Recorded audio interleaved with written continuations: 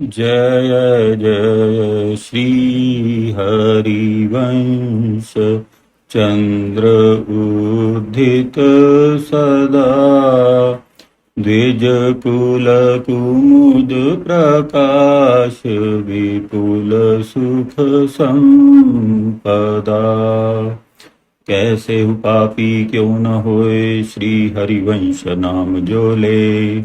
अलख लड़े तीरीज के महल खवासी दे। महिमा तेरी कहा कहो श्री हरिवंश दयाल। तेरे द्वारे बटत हैं सहज लाडली लाल। करुणा निधि और कृपा निधि श्री हरिवंश उदार। वृंदावन रस कहन को प्रकट धरो अवतार।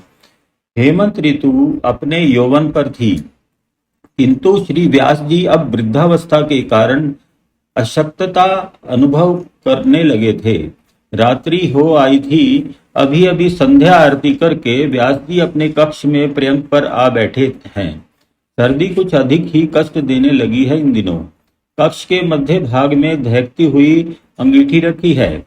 उसी समय तारा जी भी आ पहुंची। पानदान उठाकर समीप ही लगी चौकी पर बैठ गई और व्यास जी के लिए बीड़ा बनाने लगी। उनको ऐसा निश्चिंत देखने का संभवतः प्रथम अवसर था श्री व्यास जी का। पूछ ही तो बैठे, क्या बात है भाई? आज तो असमय में ही तारा दर्शन हो रहा है। अमावस्या की रात्रि में चंद्र दर्शन भले ही हो जाए, परंतु अर्धरात्रि पूर्व कक्ष में तारा दर्शन तो विस्मयकारी ही है। लजा गई तारा इस प्रयास पर। ब्याज रोष प्रकट करते हुए कहने लगी, आपकी चुहलबाजी का स्वभाव अभी भी गया नहीं। अब तो घर में बहू भी है। आपकी रसिकता भरी बातें सुनेगी तो क्या कहेगी। हाँ, यह तो मैं भूल ही गया था। तभी तो ऐसी गलती कर बैठा। विस्मय के साथ साथ परिहास भी जागृत हो गया था।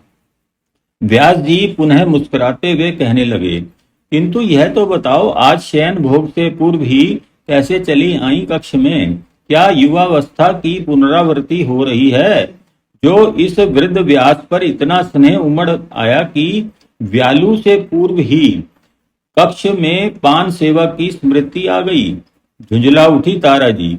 फिर वही बात, मैंने कहा ना, मुझे अब ऐसा हास्य अच्छा नहीं लगता। आज से मैंने भी सेवा का संपूर्ण भार आपकी भांति ही बेटी रुक्मणी को सौंप दिया है। वह अपने कार्य में परम दक्ष है तथा ठाकुर सेवा में उसकी अत्यंत रुचि है। हरिवंश की अनुगामिनी भी है। हरिवंश जैसे लड़के को जैसी सहधर्मनी सुख दे सकती थी, उसमें वे समस्त गुण विद्यमान हैं। वधु की चर्चा चलने पर स्मरण हो आए वे दिन। हरिवंश के विवाह पूर्व के मुस्कुराहट आ गई। मधुर स्मृतियों में उब चुब करते वधु की प्रशंसा करते हुए कहने लगे व्यास जी, विवाह पूर्व हरिवंश के गांभीर्य तथा असहज कार्यों को देखकर मन सदैव ही चिंतित रहता था, परंतु अब विक्षिप्त व्यक्तियों का साव कार्यकलाप त्याग कर सदगृहस्थ की भांति रहने लगा है। सेवा में तो पहले भी रुचि थी, परंतु अब व्यवस्था में भी रुचि लेता है। उत्सव भी सखा वृंदों के सहयोग से बड़े ही मनोयोग से मनाता है। मुझे तो उसके समस्त कार्यों को संभाल लेने से परम शांति मिली है तथा भजन करने को भी निश्चिंतता प्राप्त हुई है। तुमने भी वधु पर कार्यभार छोड़कर वैसे तो अति उत्तम कार्य किया है, किंतु उसका बालक अभी छोटा है। मैं यही विचार कर रहा था कि वह सेवा कार्य में व्यस्त होने पर बालक की देखभाल कैसे कर पाएगी। उसकी चिंता मत करिए आप। वह तो मैंने उसी दिन से संभाल लिया है जिस दिन से बहू रसोई व्यवस्था में सहयोग करने लगी है। अब तो बालक दिन रात मेरे समीप ही रहता है। ओह, मैं तो भूल ही गया था जगत माता को। दादाजी की कृपा से हरिवंश जैसे खिलौने को खिलाकर भी तुम्हारा मन अभी बालकों को खिलाने से नहीं भरा है। फिर तो रुक्मणी बेटी ने तो तुमको खेलने के लिए एक खिलौना तथा अवकाश दोनों ही सुविधाएं देकर तुम्हारा मन भावन कार्य किया है। श्री व्यास जी ने परिहास के भाव में ही कहा। मगन मन मुस्कुरा पड़ी तारा जी। मधुर कटाक्ष किया उन्होंने। जगत में तो आप भी आ जाएंगे। वैसे यह सत्य ही है कि मुझे बालकों से आज भी बहुत प्रेम है। सत्य तो यह है नाथ, मुझे तो ये रंगीलाल जी भी हरिवंश जैसे ही लगते हैं, तभी मैं इनकी सेवा भी कर पाती हूँ। यदि ऐसा अनुभव ना होता तो एक दिन भी अपने हरिवंश को त्याग कर इनकी सेवा कर पाती, इसमें संदेह ही है। दादाजी के आशीर्वाद से ही तो आज ये शुभ दिन देखने को मिले हैं। हरिवंश का यदि माथा भी दुखता है तो मुझे आज भी दादाजी ही स्मरण हो आते हैं। सत्य ही उनकी स्मृति आज भी चित्त विचलित कर देती है। हाँ, हरिवंश के विवाह उपरांत वे नहीं पधारे। हरिवंश के बालक के नामकरण के समय मैंने उनकी बहुत खोज कराई, परंतु वे कहीं नहीं मिले। हरिद्वार में भी नहीं। बस इतना ही पता चला कि ब्रज वीथियों में, सघन वनों में कभी कहीं श्री राधा गुणानुवाद गाते घूमते कभी कभी दृष्टिगोचर हो जाते हैं। दादाजी की स्मृति में भाव विभोर हुए व्यास दंपति अतीत की स्मृतियों में खो गए। उन्हें स्मरण आ रहा था हरिवंश के विवाह में उनका उत्साह प्रशंसनीय था।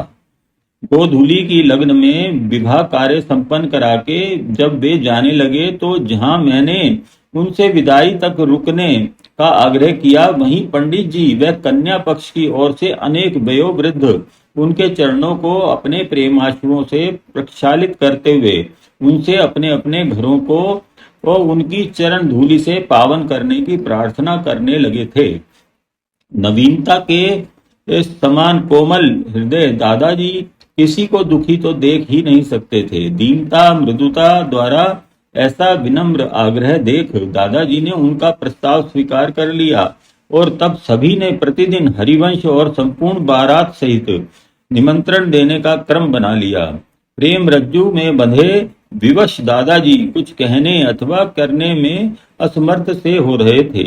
तभी उस दिन तुम्हारी सखी दासी मालती ने तुम्हारा निवेदन कि क्या मैं वधू का मुख देखने से वंचित ही रहूंगी दादाजी, उनके सम्मुख प्रस्तुत कर दिया। बस दादाजी ने उसी समय पंडित जी को बुलाकर समझाया, देखिए पंडित जी, आपके स्नेह औदार्य तथा सेवा भाव से हम सभी तो बिना रज्जु के ही बंध गए हैं। इतना मान सम्मान आदर तथा प्रतिष्ठा हमें कहाँ मिलती, किंतु अब आप विदा करने की तैयारी करें। वहां व्यास सदन में हमारी वधू व्याकुल है अपनी पुत्र वधू का मुख देखने को। दादाजी के आदेश से विवश पंडित जी ने विदा करने की घोषणा कर दी। कन्या पक्ष में आए हुए सभी व्यक्ति दुखित मन से कन्या को विदाई देने आने लगे। दादाजी ने पुनः दीक्षित जी को बुलाकर निवेदन किया, आप समझदार हैं, विदा का तथा व्यास सदन पर डोली उतरने का शुभ मुहूर्त आज मात्र दोपहर का है। यदि विदाई में विलंब होगा तो मुहूर्त कष्टकारक आ जाएगा। अतः आप ऐसा कीजिए, डोली मुहूर्त में विदा कराइए। दादाजी की आज्ञा अकाट्य थी। तुरंत विदा की व्यवस्था हो गई थी। उस दिन तो देवबंद वासियों ने अपूर्व उत्साह और का परिचय दिया था। प्रत्येक द्वार मांगलिक वस्तुओं से सुसज्जित था। वादक नाना प्रकार के वाद्यों से मनमोह रहे थे। उत्सव मंगल उत्सव हो रहा था। यह निर्णय करना ही कठिन था। अभिभूत हृदय तथा द्रवित नेत्र नगरवासियों के उत्साह से कि किस द्वार पर डोली उतारनी है। और जब डोली यहाँ आकर पहुंची तो तुम आई तो थी वधू को डोली से उतारने, गृह प्रवेश कराने, किंतु बस वधू का मुख देखती ही खड़ी रह गई थी। दादाजी भी उस समय तो खिलखिलाकर हंस पड़े थे तुम्हारी दशा को देखकर। हाँ नाथ, यह जोड़ी तो वस्तुतः है ही ऐसी, इतनी मनहारन की पलक झपकते ही अंतराल में खटकता है।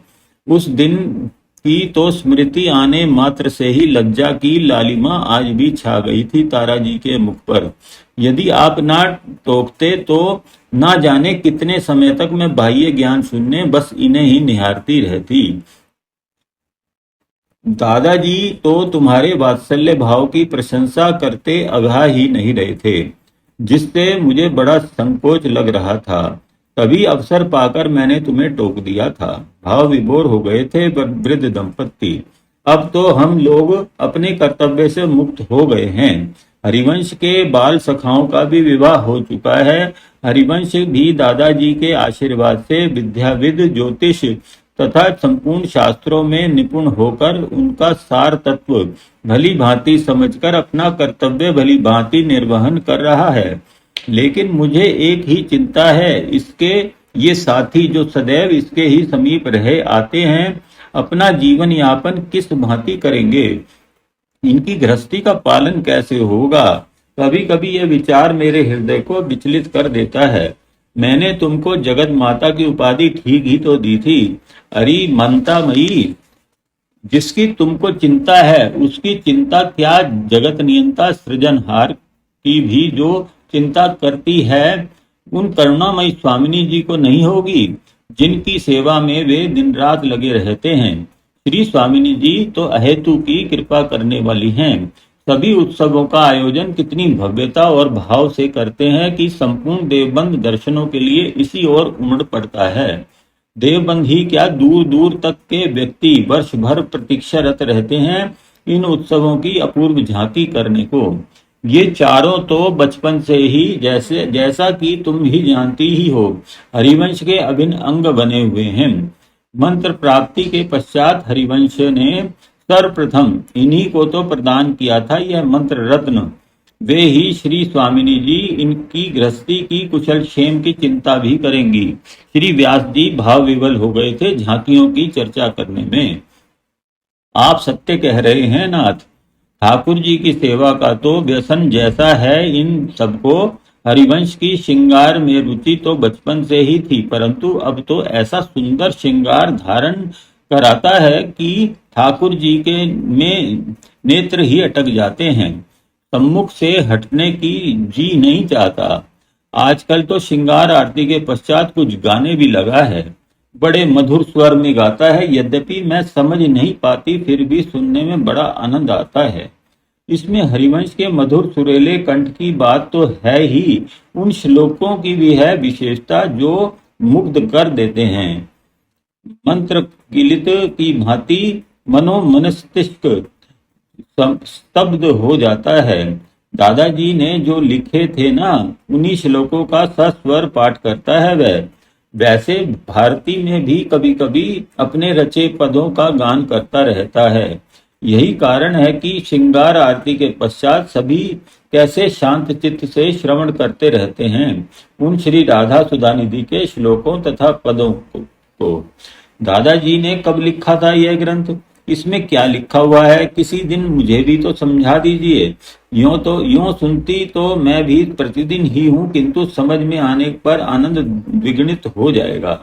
अरे क्या भूल गई, जब हरिवंश मात्र 6 माह का था, हम बाद ग्राम में ही थे, तभी एक दिन दादाजी ने तुम्ही से तो लेखन सामग्री मंगवाई थी उस देववाणी को लिखने के लिए। हाँ, आ गया स्मरण। किंतु वे वाणी तो हरिवंश के मुख से ही निसृत हो रही थी। मैंने आपने तथा ग्राम के समस्त नर नारियों ने भी तो यह चमत्कार देखा सुना था। दादाजी ने मुझसे लेखन सामग्री मंगवाकर वे ही तो श्लोक लिपिबद्ध किए थे उन दिनों। क्या उसी का नाम श्री राधा सुधानिधि है? अब तुम ठीक समझ गई, यह वही हरिवंश वाणी है। इसका नामकरण भी हरिवंश के ने उसी समय इंगित कर दिया था, जिसके आधार पर दादाजी इसे श्री राधा सुधानिधि अथवा श्री राधा रस सुधानिधि कहा करते थे। इसमें श्री राधा जी के स्वरूप का, कोमलता का, मोहकता का, उनके वात्सल्य का, उनकी अहेतु की कृपा का, उनकी दुर्लभता तथा सुलभता का ऐसा अद्भुत वर्णन हुआ है। इस हरिवंश के मुख से ऐसा दिव्य रसामृत निर्झरित हुआ है। श्री राधा कृष्ण निकुंज केली रस की ऐसी अजस्त्र सुरसुरी प्रवाहित हुई है, जिसमें अवगाहन करके जीव सहज ही श्री राधा कृपा कटाक्ष का अधिकारी बन जाता है। जब उसमें श्री स्वामिनी जी के पाद पद्मों की सेवा की अधिकारिणी बनने की कामना के श्लोक आते हैं, तब मेरे ही क्या, वहां उपस्थित सभी श्रोताओं के अविरल अश्रु प्रवाहित होने लगते हैं। श्री व्यास जी श्री राधा सुधा निधि की चर्चा में निमग्न आनंद की उर्मियों में भीगते भावार्थ बतलाते जा रहे थे। समय का भान ही नहीं रहा था। तभी तारा रानी समय का आरती के तभी तारा रानी समय का आरती के तंकोरे से अनुमान लगाकर बोल पड़ी, नाथ इतनी गूढ़ बातें समझ सकूं इतना ज्ञान मुझ में नहीं है। होगा कुछ मुझे समझ कर करना भी क्या है। तारा जी को अपने ना समझ पाने का कोई शौक भी नहीं था। मैं तो इतना ही जानती हूँ कि हरिवंश मेरा बेटा है और मैं उसकी माँ हूँ। जब उसकी कही हुई वाणी को पढ़ सुनकर संसार का उद्धार हो जाएगा तो उसकी जननी नरक में तो जाने से रही। कहते हुए ममत्व के गर्व से तारा जी का मुखमंडल दैदीप्यमान हो उठा, हृदय गर्व से फूल गया था। श्री व्यास जी मुक्त हंसी हंसे थे तारा रानी की बात पर। धन्य है तारा, हरिवंश इतना बड़ा हो गया परंतु तुम्हारा वात्सल्य उसके प्रति आज भी नन्हे शिशु की भांति ही है। तुम्हारी और दृष्टिपात भी कर सके इतना साहस कहाँ से लाएगा यमराज। तुम्हें तो श्री राधा चरण कैंकर्य सहज ही प्राप्त है। तुम्हें नरक में भेजकर क्या बिचारे यमराज को अपना पद छोड़कर भागना है। इस रससिक्त वातावरण एवं हास परिहास के साथ विगत जीवन के मधुर क्षणों की स्मृतियों में डूबे व्यास दंपत्ति तो तब चौंके थे समय का भान करके, जब वधू रुक्मिणी दोनों के लिए शयन भोग की प्रसादी परोसकर भोजन करने के लिए प्रार्थना करने कक्ष में उपस्थित हुई थी। आज 1 वर्ष के लगभग हो चुका है श्री व्यास मिश्र को प्रभु के चरणों में लीन हुए। तारा जी की तो लगभग 2-2.5 वर्ष हो गए हैं। श्री हरिवंश जी अभी युवावस्था पार कर प्रौढ़ावस्था में प्रवेश कर रहे हैं। जो आयु बढ़ रही है विरक्त भाव अधिकाधिक सुदृढ़ होता जा रहा है, किंतु राधा रानी का आश्वासन, समय की प्रतीक्षा करो, मैं तुम्हें उचित अवसर पर श्री धाम वृंदावन ले चलूंगी, आज भी स्मरण है और मन प्रतीक्षारत है। श्री स्वामिनी जी की इसी आज्ञा के कारण वे गृहस्थ में सुस्थिर रह सके हैं। चारों बालकों, 3 पुत्र एवं 1 कन्या का विवाह श्री व्यास जी के सम्मुख ही हो गया था। बड़े ही तृप्त आप्तकाम होकर पधारे थे श्री व्यास दंपत्ति। सर्व सुख था उनके नेत्रों के सम्मुख। लक्ष्मी सी ही पुत्र वधु, सुशील सेवा परायण पुत्र तथा वंश वृक्ष के में शाखाओं का प्रस्फुटन, प्रभु का भजन, श्री स्वामिनी जी द्वारा बताया हुआ मंत्र एवं ध्यान, यही कार्य था प्रतिदिन का। सभी कुछ आत्मा को संतोष एवं आनंद प्रदायक था। प्रभु का भजन करते करते ही लीन हो गए प्रभु के चरणों में। तारा जी ने तो मात्र 1 बार अपने लाडले हरिवंश को पुकारा था तथा उसका मुख चंद्र निहारते निहारते बिना कोई सेवा का अवसर प्रदान किए श्री व्यास जी के दर्शन कर इस असार संसार से अपने पति के कंधों पर चल दी थी, उस दिव्य वृंदावन की कुंजों की ओर। श्री हरिवंश महाप्रभु ने आज उनकी पुण्य स्मृति में निकुंजोत्सव का आयोजन किया था। समस्त बंधु बांधवों सहित अपने जनक एवं ममता की साक्षात मूर्ति मां को शास्त्रोक्त विधि से तृप्त किया था। ब्राह्मण भोजन के पश्चात समस्त परिजन एवं पुरजनों सहित श्री हरिवंश जी ने भी प्रसाद ग्रहण किया। दूसरे दिन की ही बात तो है। मध्याह्न में प्रसाद ग्रहण करने के पश्चात दिनचर्या अनुसार श्री हरिवंश विश्राम करने अपने कक्ष में आए ही थे कि उनके 3 पुत्र भी वहां आ गए। जब से श्री बाबा जी महाराज पधार गए हैं तब से इन नवयुवकों को कुछ कार्य करने की अदम्य लालसा जागृत हो गई है, किंतु अपने पिता श्री को हर क्षण सेवारत रहते देखकर कभी कुछ कहने अथवा पूछने का अवसर प्राप्त करने में उनको कष्ट होने का विचार बाधक बन जाता था। आज तीनों भाई साहस करके दादाजी श्री हरिवंश जी के पीछे पीछे ही उनके शयन कक्ष में आ गए तो हरिवंश जी किंचित आश्चर्यचकित हो गए। बोले, क्यों भैया, आज क्या बात है? तुम चिंतित से दृष्टिगोचर हो रहे हो, बोलते क्यों नहीं? क्या कुछ आपस में मतभेद हो गया है? यदि ऐसा हो तो देख, तुम्हारी माँ इस मुझसे अधिक व्यवहार कुशल है, उनके समीप ही चले जाओ। अच्छा ठहरो गोपीनाथ, ना हो तो तुम ही जाकर उनको यहीं बुला लाओ। तुम दोनों तब तक यहीं बैठो। रुक्मणी जी आ गई। सभी को विचार मग्न पाकर वे कुछ जो असमय बुलाए जाने से वैसे ही चिंतित थी और भी चिंतित हो गई। क्या बात है वनमाली, आज तुम सभी इस समय अपने दादाजी के समीप किसी विशेष प्रयोजन से आए हो क्या? तुम्हारे दादाजी स्वस्थ तो है ना? माँ की घबराहट को दूर करते हुए वनमाली कहने लगे, माँ, दादाजी स्वस्थ हैं। आज हम सभी अपने मन में उठने वाले संकल्पों विकल्पों का समाधान करने हेतु दादाजी को कष्ट देने आ गए हैं। यद्यपि उसमें आपकी आवश्यकता नहीं थी, परंतु दादाजी हमारा आपसी मतभेद समझें और समाधान हेतु आपको भी बुलवा लिया। अब आप ही रहेंगी तो हमको अपनी बात कहने में संकोच भी कम ही रहेगा। आप दादाजी के समीप ही विराजिए। अरे, अपने दादाजी से अपनी शंका निवारण में कैसा संकोच? जो कहना है निसंकोच कहिए। माँ के शब्दों से प्रोत्साहित होकर वनमाली कहने लगे, दादाजी, बाबा जी महाराज के निकुंज निवास को 1 वर्ष से अधिक हो चुका है। उनके जाने के पश्चात हम सभी दिग्भ्रमित से हो रहे हैं। निष्क्रिय बैठे बैठे हमारे मन में नवीन नवीन उद्भावनाएं भी प्रस्फुटित होती रहती हैं। बादशाह ने आपको बाबा जी महाराज का स्थानापन्न करना चाहा था, किंतु आपने उसके प्रस्ताव को अस्वीकार कर दिया। इस स्थिति में यदि आप अनुचित न समझें तो हम में से किसी को वहां उस स्थान पर नियुक्त करवा दीजिए। इससे जहां बेकार रहने की समस्या का समाधान हो जाएगा, वहीं बाबा जी की प्रतिष्ठा में भी वृद्धि ही होगी।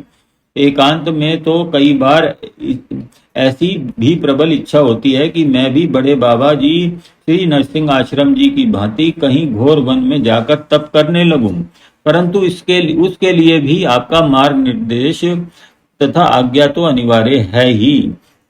कहीं एकांत में बैठकर माँ सरस्वती की साधना कर कोई ग्रंथ लिखूं, ऐसी उद्भावना तो मेरे हृदय में भी होती है। नाना प्रकार के विचार उठते हैं, परंतु मैं उन्हें एकत्रित ही नहीं कर पाता। श्री कृष्णदास ने भी अपनी निष्क्रियता में मानसिक दशा का बड़े ही संकोच भरे शब्दों में वर्णन किया। हम सभी बहुत दिनों से आपके सम्मुख अपना उद्देश्य प्रकट करना चाह रहे थे, परंतु आपके व्यस्त कार्यक्रम में व्यवधान बनने का साहस कभी संचय ही नहीं कर सके। श्री गोपीनाथ जी ने भी अपना मंतव्य प्रस्तुत कर दिया। श्री हरिवंश जी विचार मग्न हो गए। आज तक यह ध्यान ही नहीं दिया कि बच्चे कितने बड़े हो गए हैं तथा जनक होने के नाते इनका जीवन पथ प्रशस्त करना, अंक तक करना भी अपना कर्तव्य है। दादाजी ने ही अपने पोत्रों को शिक्षा दी थी, वे ही पालन पोषण कर गए तथा विवाह आदि मांगलिक कार्य भी।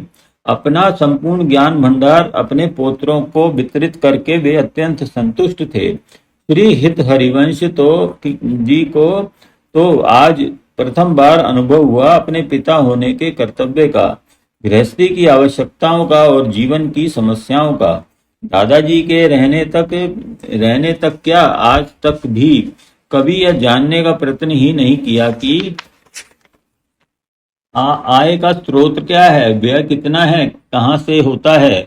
इनको विचार मग्न देखकर श्री रुक्मणी जी ने टोका, स्वामी आप क्या सोचने लगे? यह तो कह तो ये सब ठीक ही रहे हैं। बंधे हुए घोड़ों में और रखे हुए लोहे में जंग लग ही जाती है। विद्या और पान भी फेरे बिना बेकार हो जाते हैं। वास्तव में इनकी आयु पुरुषार्थ करने की ही है और आपकी निर्देशन करने की। आपके निर्देशन में यह समुचित मार्ग पर चलते हुए यश, सम्मान एवं धनोपार्जन करेंगे। आपकी तथा इनकी भी कीर्ति कौमुदी का विस्तार होगा। आप कृपा करके इनका मार्ग निर्धारित करें। यह तो मेरी भी हार्दिक इच्छा है। श्री हरिवंश सभी का मंतव्य समझ रहे थे। गृहस्थ में अपना कर्तव्य बोध हुआ था आज उन्हें। एक दीर्घ निश्वास लेकर वे कहने लगे, मैं तुम सभी के मानसिक तनाव को अनुभव कर रहा हूँ बंचंद्र।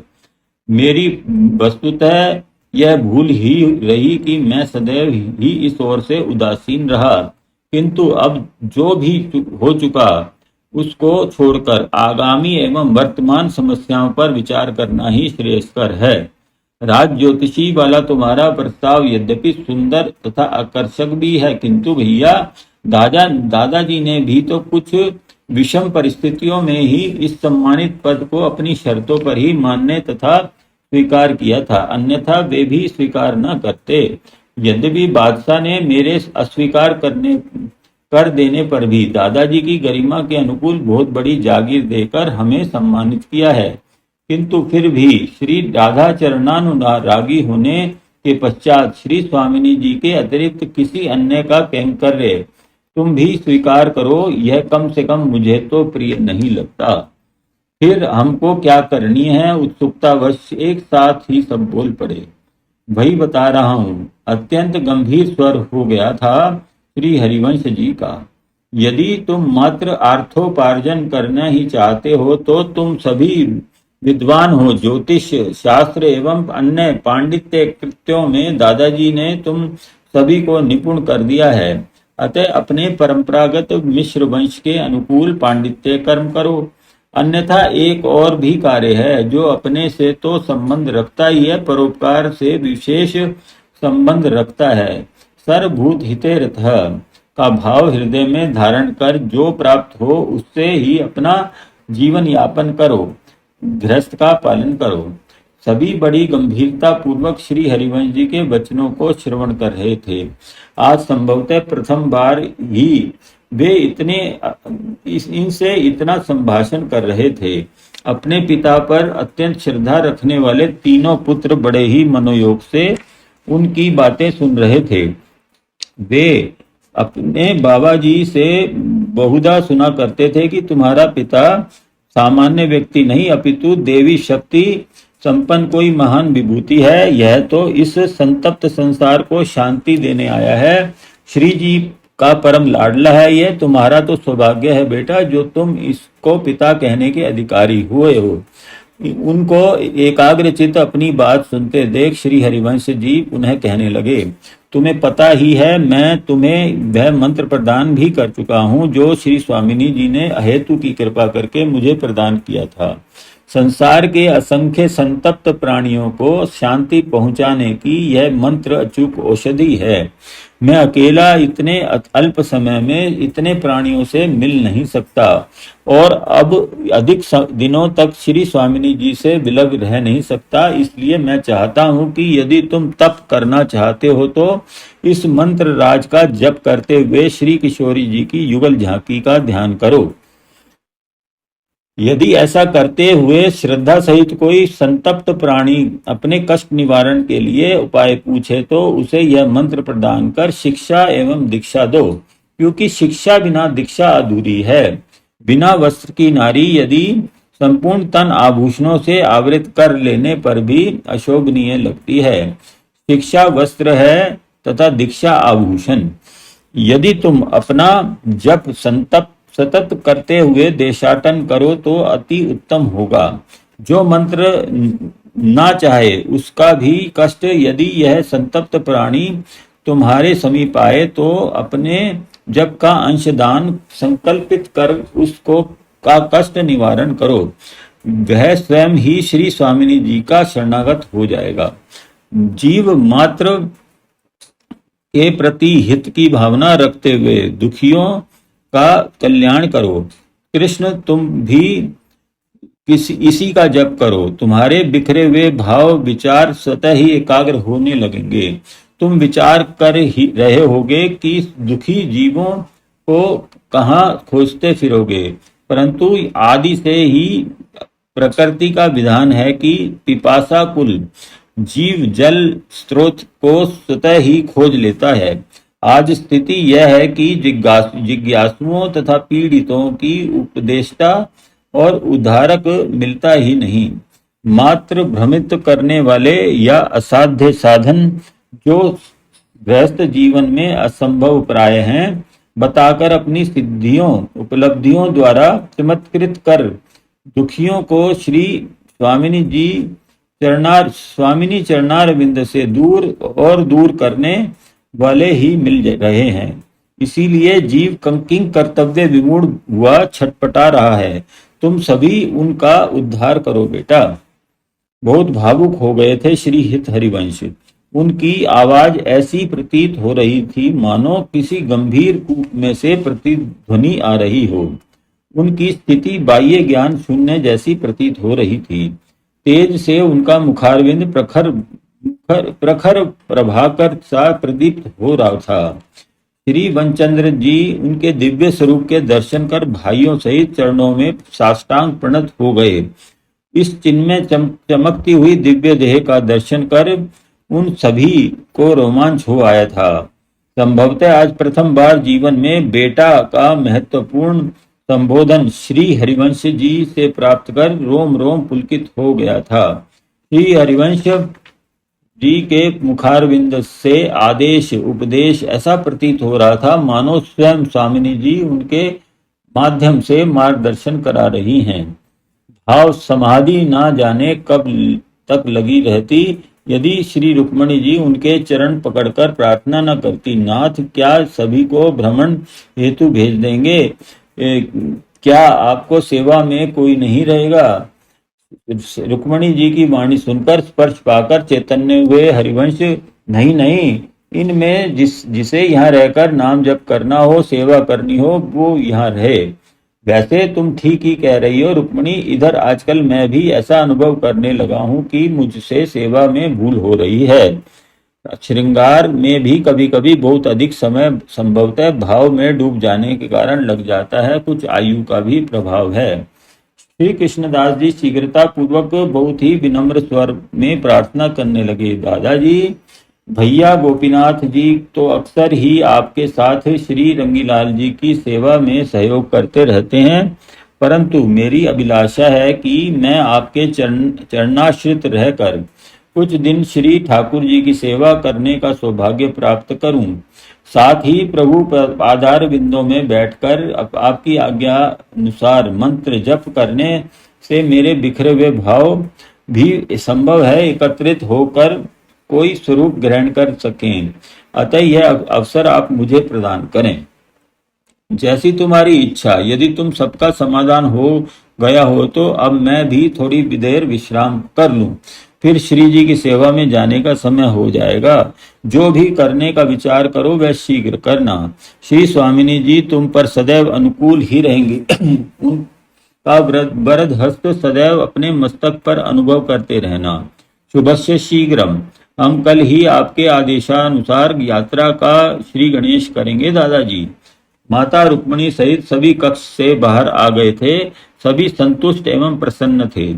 जहाँ श्री वनचंद्र जी एवं श्री गोपीनाथ जी, श्री राधा मोहन, श्री रंगीलाल जी दादाजी एवं माता जी की अभ्यर्थना करके देशाटन को चल दिए, वहीं श्री कृष्णदास जी दादाजी के समीप प्रातः से ही सेवा में उसी प्रकार समुपस्थित थे जिस प्रकार कभी श्री हरिवंश जी व्यास जी के समीप उपस्थित रहा करते थे। जय जय श्री हित हरिवंश।